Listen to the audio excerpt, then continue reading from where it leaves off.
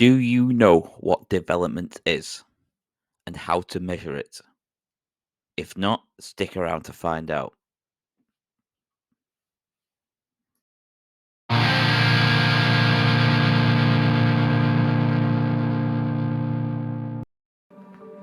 Our Earth is a varied place.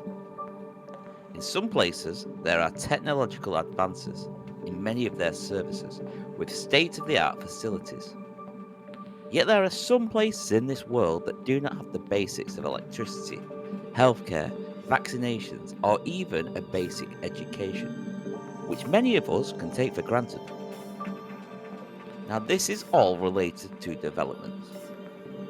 Development is a way that we can measure how advanced socially, economically, and technologically a country is. We can also check what the quality of life is like in a country.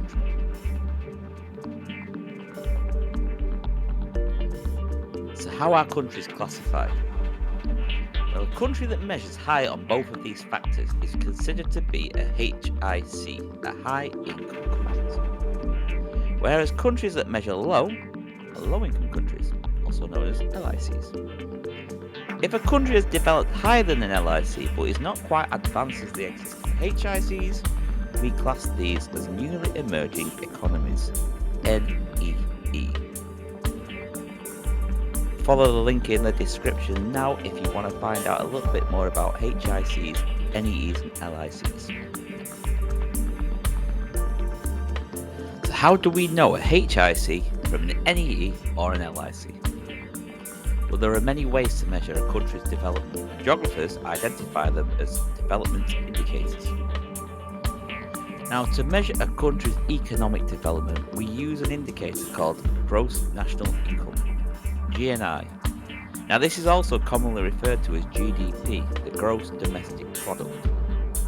Now, the GNI or GDP is the total profits made for the country's goods and services each year.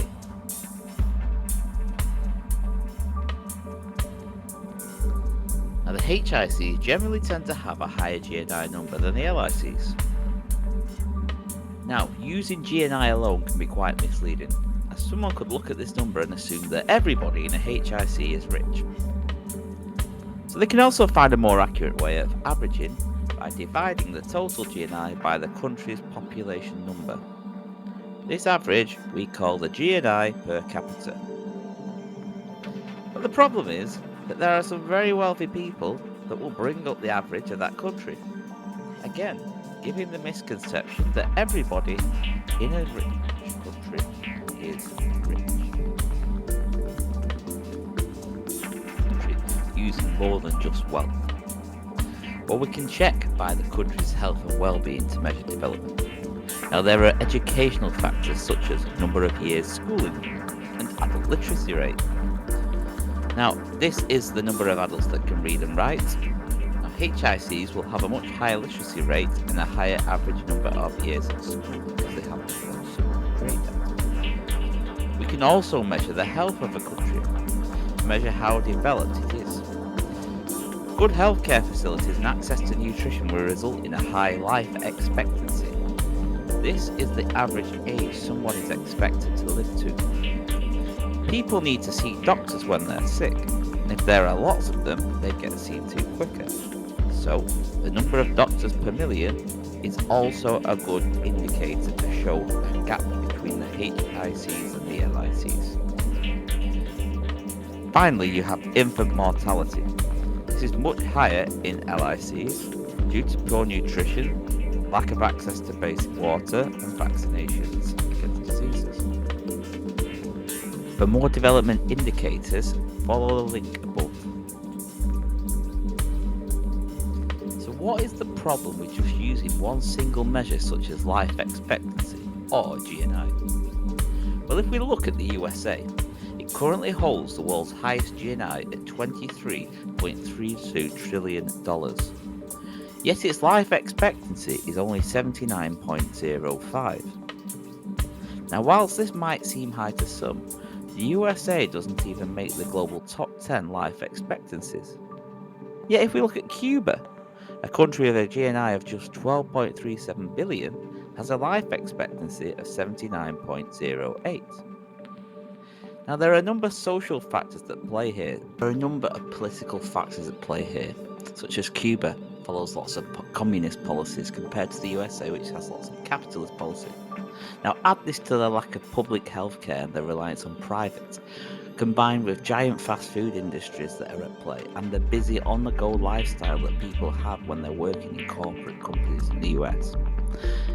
What it does do, it highlights the importance of not using one single measure of development, because if we base life expectancy, then the USA would be nowhere near as developed as Cuba, but we know that is not the case.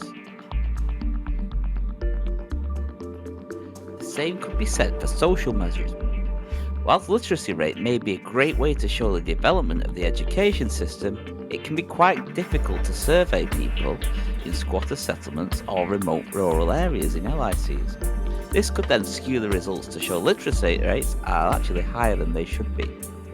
Furthermore, literacy does not take into account the number of practical skills and farming skills which are valuable to building up the economy of LICs.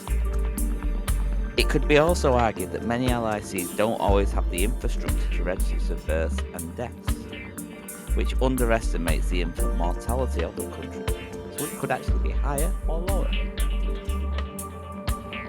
So how can we use a mixture of both social and economic measures of development?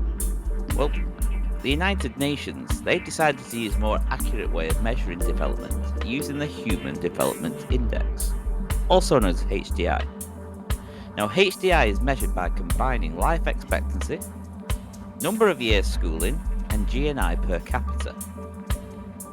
Subsequently, every country is given a score from 0 to 1, with the highest scoring countries being the most developed.